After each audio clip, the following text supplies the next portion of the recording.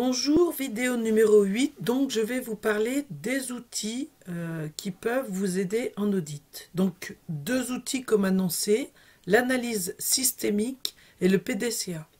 Ces deux outils peuvent vous servir à la fois à préparer l'audit, parce qu'ils vont vous permettre de balayer l'intégralité de l'activité pour bien la comprendre, et à la fois vous permettre de mener l'audit, parce que c'est aussi une manière de dérouler l'audit et d'être sûr de balayer l'ensemble des points qu'on doit voir pendant un audit.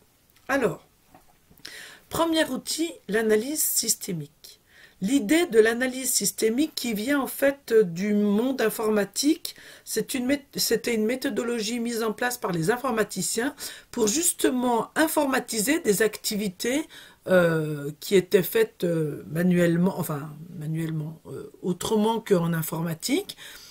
C'est donc une méthodologie qui permet de cerner l'ensemble des données d'une activité elle-même. Donc l'idée, c'est que l'activité est un système. N'importe quelle activité que vous preniez est un système. Et ça va vous rappeler la tortue de Crosby. Il y a des entrées dans l'activité, quelque chose rentre dans l'activité, et il y a une façon de mener l'activité, donc la méthode.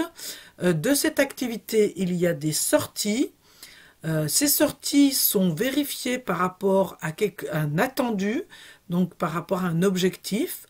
Il y a donc des opérations de contrôle, et si les sorties ne correspondent pas à ce qui est attendu, il y a un retour vers le démarrage de l'activité pour pouvoir modifier l'activité de façon à obtenir le résultat attendu. Donc vous voyez le petit schéma de la diapo 31 où on retrouve ce schéma et où on retrouve effectivement les données de la tortue de Crosby. J'ai parlé donc de la méthodologie de l'activité, mais l'activité se déroule aussi avec des moyens dans un milieu donné et donc avec une main-d'œuvre donnée. Donc on retrouve nos cinquièmes et notre tortue de Crosby. Donc, l'idée de l'analyse systémique, c'est que toute action est comme un maillon dans une chaîne, toutes les activités qu'on mène, et la qualité de la chaîne dépend de la qualité de chacun des maillons, ça c'est une chose, et aussi du lien entre chacune des actions. Et le lien entre chacune des actions, c'est notamment les entrées et sorties de votre processus. Donc, il va falloir vérifier la qualité élémentaire de chaque maillon et la qualité du lien entre chacun des maillons pour s'assurer que l'activité se déroule bien. Ça veut dire concrètement, si je reprends point par point ma tortue de Crosby, et c'est ça l'analyse systémique, on va reprendre point par point. Donc, d'abord les entrées. Les entrées doivent être connu, ça c'est la première chose. Est-ce que la personne qui fait l'activité connaît ce qu'elle doit recevoir pour travailler? C'est la notion de connaissance. Est-ce que j'ai bien toutes les infos concernant ce que je dois recevoir? Et deuxième point, est-ce que ces entrées sont maîtrisées? Est-ce qu'elles m'arrivent dans l'état où elles doivent vraiment m'arriver? Donc là, on va déjà balayer ce point des entrées. Les entrées connues et maîtrisées, je vais prendre un exemple. Vous êtes opérateur de fabrication, vous recevez pour travailler un dossier de fabrication. Est-ce que vous savez déjà ce que doit contenir ce dossier de fabrication? Quel est le contenu précis et complet du dossier de fabrication pour que vous puissiez vous assurer que vous avez bien entre les mains toutes les informations nécessaires? Et deuxièmement, est-ce qu'il y a maîtrise de ces entrées? Ça veut dire, effectuez-vous un contrôle, ce que j'appelle le contrôle de prise en charge des entrées, à savoir vous assurer d'avoir effectivement tous les éléments prévus. Donc là, entrée connue et maîtrisée. Ensuite, on vient au deuxième carré de notre activité systémique, la partie activité elle-même. Est-ce que l'activité est guidée? Y a-t-il une méthode? Vous savez que pour garantir une activité, il faut qu'elle soit faite de façon méthodique. Donc, ça sous-entend qu'il y a une méthode écrite, formalisée, qui permet à qui que ce soit qui réalise l'activité de la réaliser de manière méthodique. Et donc, surtout de façon homogène d'un opérateur à un autre. Donc, est-ce que l'action est guidée? Et ça assure la qualité du résultat de l'action et ce que j'appelle la répétitivité, donc ce que je viens d'évoquer, l'homogénéité des pratiques entre différents opérateurs. Donc, on doit retrouver, quand on audite ou quand on prépare, un circuit qui est logique, qui permet de dérouler l'activité de manière logique, qui est adapté à l'activité, et on doit retrouver une maîtrise technique liée à ce circuit. Donc on va retrouver effectivement des outils tout au long de la méthodologie qui vont permettre de maîtriser cette méthode. Donc ça, c'est pour la partie méthode. Ensuite, l'objectif de l'activité doit être fixé. Donc, à quoi sert cette activité?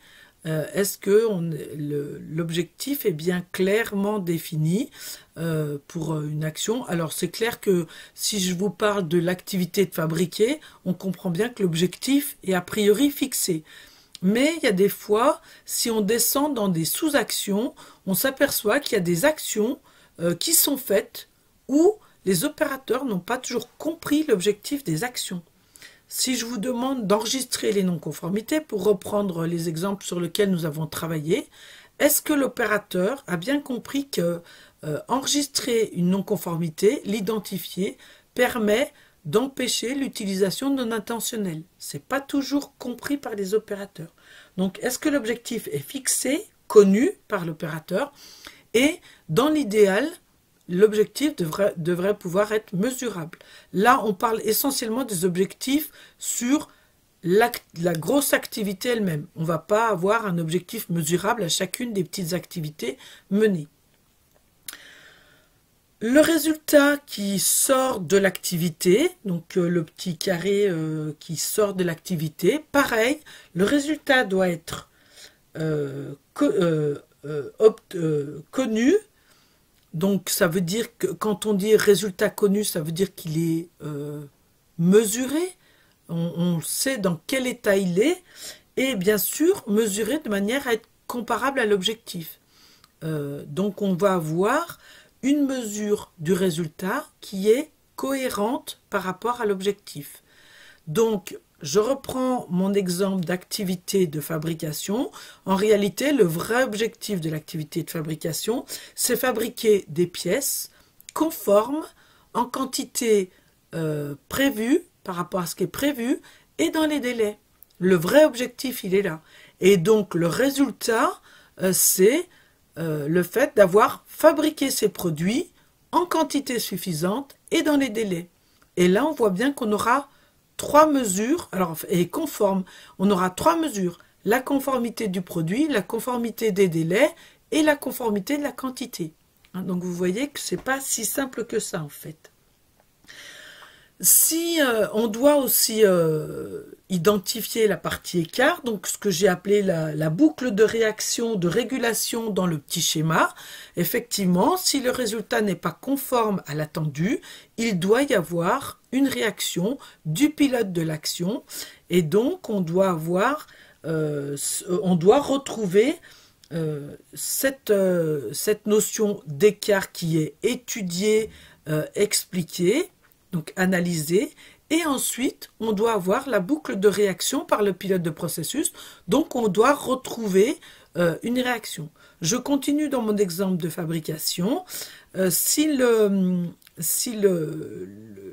pilote de l'activité se rend compte, par exemple, qu'on n'est pas dans les temps de cycle qui sont préconisés, le responsable de la fabrication devrait normalement intervenir sur le processus pour ramener le temps de cycle réel au temps de cycle prévu, ce qui n'est pas toujours possible. Mais dans ce cas-là, il y aura non-conformité et peut-être que la boucle de régulation va monter plus haut dans une macro-activité qui est la planification et où on va revoir la planification parce qu'on va prendre du retard.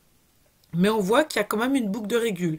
Et la boucle de régule, elle peut être soit au niveau du processus elle-même, soit au niveau de la chaîne complète client, et donc remonter sur un autre processus. Et là, on retrouve le lien entre les différents processus. Donc effectivement, la boucle de réaction peut être immédiate et ou différée. Il y a parfois des réactions qui sont qui peuvent avoir un temps différé, et notamment le temps de cycle, des fois n'est pas la réaction ne sera pas sur l'OF en cours, mais se fera peut-être sur l'OF suivant où on aura retravaillé le process, par exemple. Donc là, c'est une boucle de réaction différée. On va avoir une boucle de réaction immédiate qui va être de prévenir la planification pour réadapter la planification, et une boucle de réaction différée qui sera la révision du process pour améliorer le temps de cycle. Donc, on va avoir cette analyse systémique, on l'a vu, et on voit bien que ça agit vraiment comme un rouleau compresseur, puisqu'on va dérouler l'ensemble des petits carrés de notre analyse systémique et poser des questions aux audités dans ce sens-là. On va donc avoir des questions à chacune. Je vais prendre l'exemple des entrées. Que recevez-vous pour faire votre activité? Question générique que je peux appliquer à n'importe quel processus, à n'importe quelle activité. Que recevez-vous? Ça, c'est la première question sur les entrées. Dans quel état cela doit-il vous arriver? Donc, la notion de maîtrise. Et si ça ne vous arrive pas dans l'état attendu, que faites-vous? Donc, si je reprends mon exemple d'activité de fabrication, que recevez-vous pour faire votre activité de fabrication? Une fois que vous avez fini une production, vous devez reprendre une autre production. Qu'est-ce que vous recevez comme information ou comme données? Et là, l'opérateur vous répond.